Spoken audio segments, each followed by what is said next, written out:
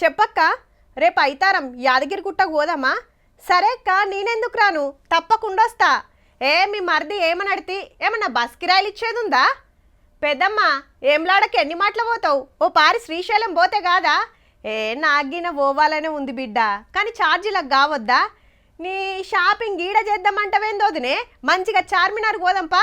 చీరలు గాజులు పతొక్కడు దొరుకుతాయి, ఏమన్నా కిరాయిలు మీద పడేది ఉందా అంటూరుల్లా మా అమ్మలక్కలు. ఎవలో ఏంది, నేను కూడా ఫ్రీగానే ఆర్టీసీ బస్సులో రావడతి. ఇట్లా చెప్తే అన్నలకు కోపం వస్తుందిలే. మీ తిప్పలేందో చూపిద్దామనే గీ వార్త పట్టుకొచ్చినమన్నా.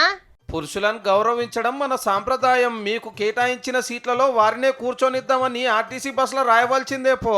లేకుంటేంది, పల్లె లేదు పట్నం లేదు, మొత్తం సీట్లు అమ్ముకుంటున్నారు అమ్మలక్కలు.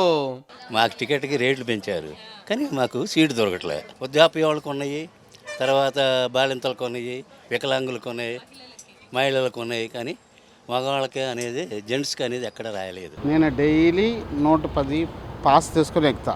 ఎంత ఇబ్బంది అవుతుందంటే డబ్బులు ఇచ్చి ఇంత పనిష్మెంట్.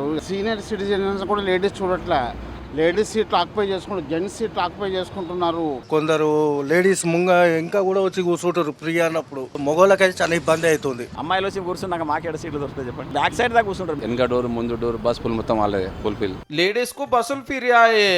ఎక్కుడు సీట్లు దొరకబట్టుడు, ఆధార్ కార్డు చూపించోడు. డ్రైవర్ వెనకాల సీట్లలో ఆళ్ళే, కండక్టర్ వెనకాల సీట్లలో ఆళ్ళే, నడిమిట్ల ఆళ్ళే, లాస్ట్ సీట్లలో ఆళ్ళే. మొత్తం గుత్తకు పట్టిరనుకో రాదోన్రే.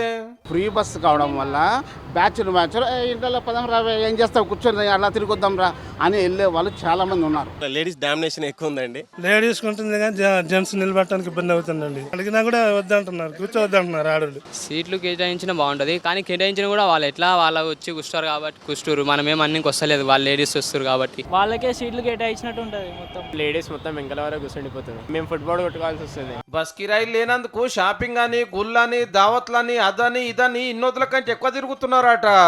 హీగేమున్నది, బస్సులు జాలతలేవు, సీట్లు దొరుకుతలేవు. మేమేమో ఛార్జీలు కట్టి నిలబడిపోతుంటే వాళ్ళు పుకట్ల ఊకొని పోతున్నారని అన్నలు ముఖాలు మార్చబట్టేరే. డబ్బులు పెట్టి టికెట్ తీసుకొని కూడా నుంచోవాల్సి వస్తుంది. బస్సు ఎక్కేసరికి మొత్తం మహిళలు నిండిపోయి ఉన్నారు బస్సులను పెంచితే ఏలు ఉండదు. ఇప్పుడు అన్నిట్లో వాళ్ళే అయింది, చదువుకున్నారు, చదువుకోకపోతే భరించాలి. ఇంకిన్ని బస్సులు వేస్తే గప్పుడు ఆడోళ్లకు మగోళ్ళకు సీట్లు దొరికే ఛాన్స్ ఉంటది. లేడీస్ కు ఫ్రీ బస్ పథకం అందరు మెస్తున్నారు, కానీ జెంట్స్ తక్లీఫ్ కాకుండా చూడాలనేది అందరి మాట. సర్కారు వాళ్ళు కూడా ఒక నజర్ వేస్తే బాగుంటది. ఫ్యామిలీ ఉంది కాబట్టి తప్పదు, మరి ఆడవాళ్ళు వదిలిపెట్టాలి. కింద కూర్చొని వాళ్ళ సీట్లో కూర్చోబెట్టి తీసుకుపోవచ్చు.